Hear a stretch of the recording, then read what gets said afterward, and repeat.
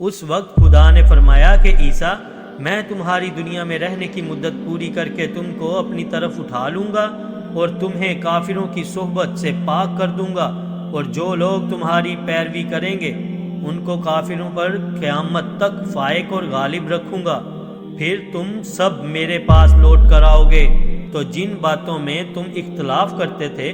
اس دن تم میں ان کا فیصلہ کر دوں گا، یعنی جو کافر ہوئے ان کو دنیا اور آخرت دونوں میں سخت عذاب دوں گا اور ان کا کوئی مددگار نہ ہوگا، اور جو ایمان لائے اور نیک عمل کرتے رہے ان کو خدا پورا پورا صلہ دے گا، اور خدا ظالموں کو دوست نہیں رکھتا۔ اے محمد صلی اللہ علیہ وآلہ وسلم، یہ ہم تم کو خدا کی آیتیں اور حکم بھری نصیحتیں پڑھ پڑھ کر سناتے ہیں۔ عیسیٰ کا حال خدا کے نزدیک آدم کا سا ہے،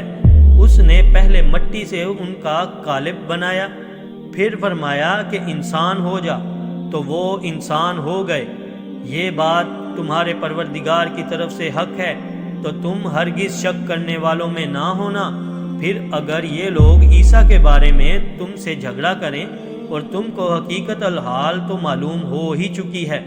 تو ان سے کہنا کہ آؤ ہم اپنے بیٹوں اور عورتوں کو بلائیں، تم اپنے بیٹوں اور عورتوں کو بلاؤ اور ہم خود بھی آئیں اور تم خود بھی آؤ، پھر دونوں فریق خدا سے التجا اور دعا کریں اور جھوٹوں پر خدا کی لعنت بھیجیں۔